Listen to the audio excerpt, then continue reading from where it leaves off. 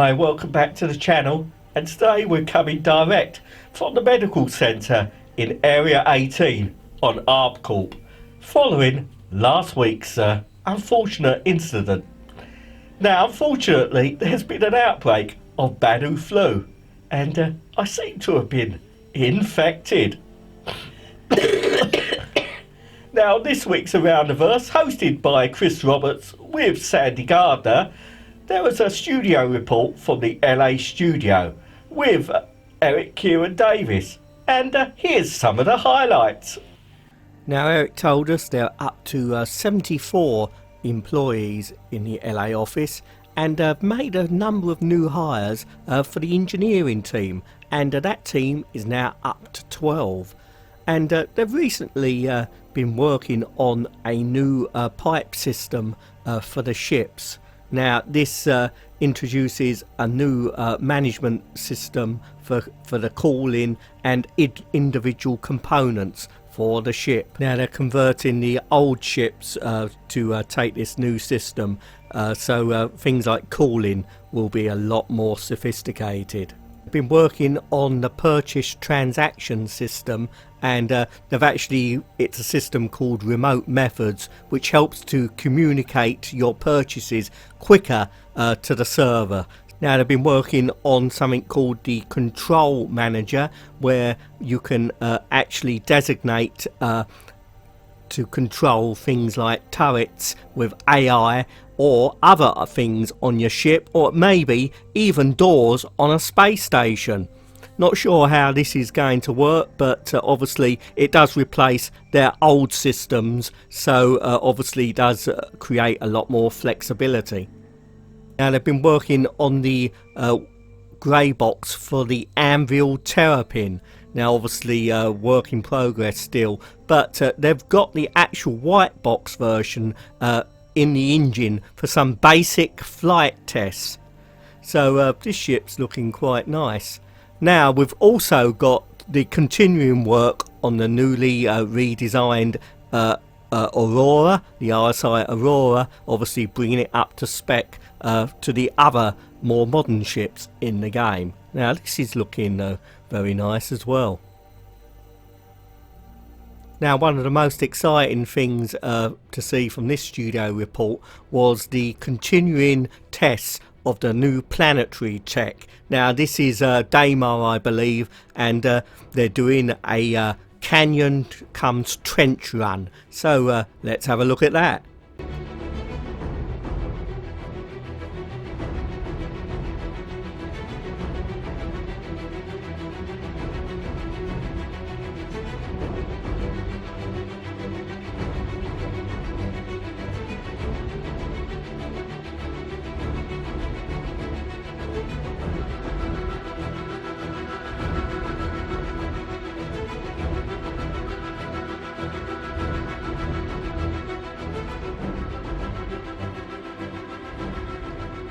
Now, they've been working on an attachment system, and it's been very useful, for example, with the new heavy marine armour. As you can see, he's carrying a lot of hardware, and it has been a challenge to get this all fitted on to the armour. Very looks Master Chief like to me, this heavy marine. Very, very beefy. Now, they're continuing to work on a number of outfits for the PU and Squadron 42, and they're working on the counterpart to the Heavy Marine, the Heavy Outlaw, and work is progressing very well, and that should be ready very soon. Now, apart from the Heavy Outlaw, they're working on characters for Squadron 42 as well, and this one has progressed to the High Poly stage. And also the OMC outfit is under outfit is also progressing. I think we've seen this one before. Now, this week's Around the Verse was all about the Banu, their culture, and also about the new concept ship, the Banu Defender. Now, this piece on the Banu and how they've been well created was very interesting. Character artist director Josh Sherman talked us through his thoughts on how the Banu look, and writers Dave Haddock and William Weisbaum also told us how their thoughts about the culture of the Banu, how it's evolved, and how they've based it on like a Middle Eastern Bedouin type culture. Now, the Banu's skin is described as being a fishy eel-like. Obviously, it's got a lot of grooves in the face. It actually reminds me a little bit like an old tree. Now, they also told us that the Banu's culture is very decadent in the way they actually clothe themselves. They wear a lot of fine clothes, and their whole society is based around a class-like structure where they actually dedicate themselves to certain professions. Like if you're a trader come merchant, you spend your whole life doing just that. So some very deep and interesting insight into the Banu culture. Now, they also showed us a little bit about the Banu merchantman, the well-known ship, and looks a lot bigger than it first anticipated to be. Now, the actual merchantman is the Banu's home away from home, where they actually take all their possessions with them on their travels. Now, this was a very interesting piece, and I do highly recommend watching the whole piece from around the verse yourselves. Now, this special ship shape on the Banu Defender went into some of the background into how the Banu man their ships. For example, the Banu Defender has actually two cockpits, and obviously you've got the pilot in one and the gunner in the other one, manning, well, the weapons.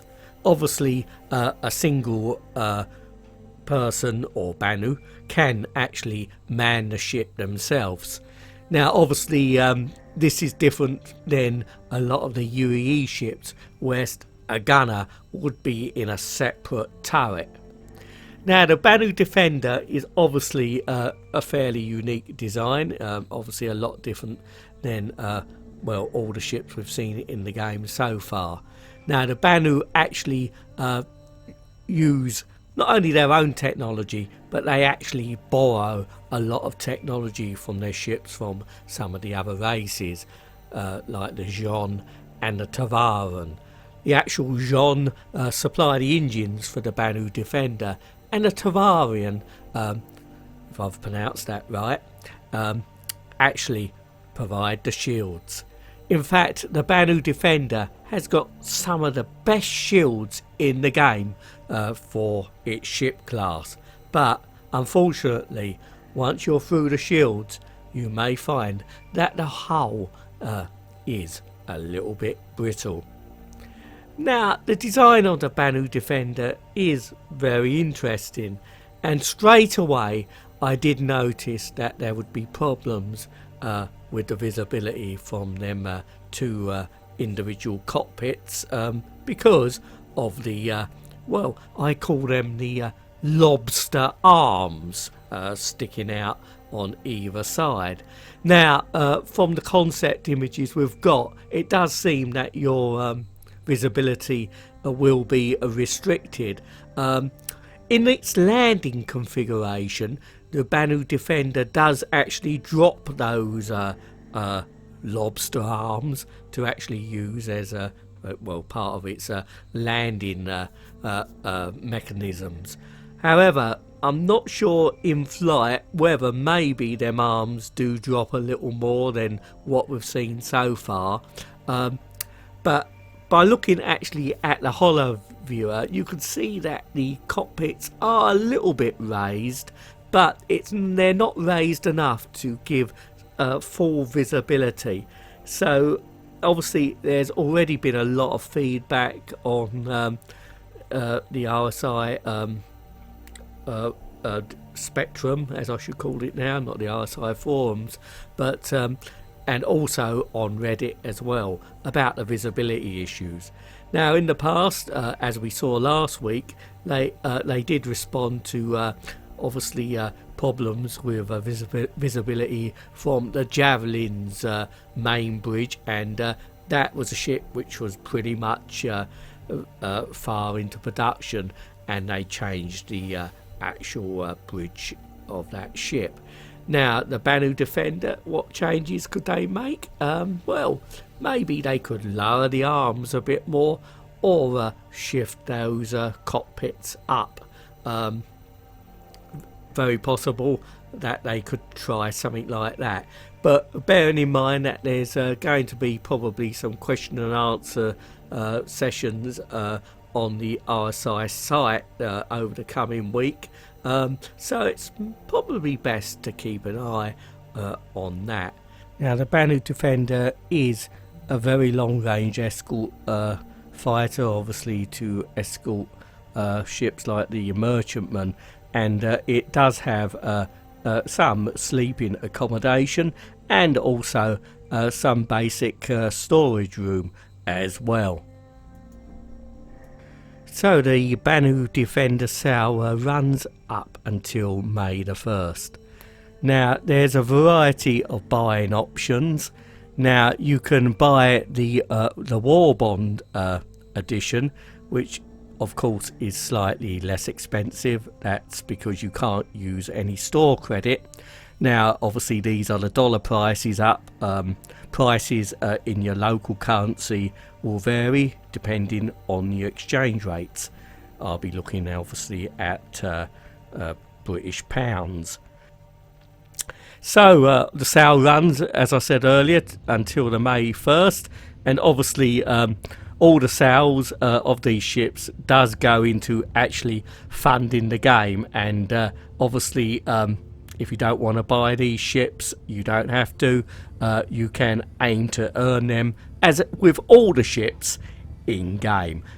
It's just a way of helping to fund the game, or as I like to put it, put food on the hungry game developers' plate. Now, this week's Happy Hour was really interesting. Now, it featured Gerard Huckleberry with Sean Tracy and Eric Kieran Davis, where they talked about how they devise a production schedule. And for an example, they used a space whale as, well, as a hypothetical production target. Now, this was very enjoyable to listen to and well worth a watch. Thank you very much for watching. Hope you enjoyed the episode. Please don't forget to like, and it will help the channel a lot if you'd like to subscribe. So until next time, wherever you're watching out in that big universe, you take care, and hopefully I'll feel a lot better soon. Bye for now.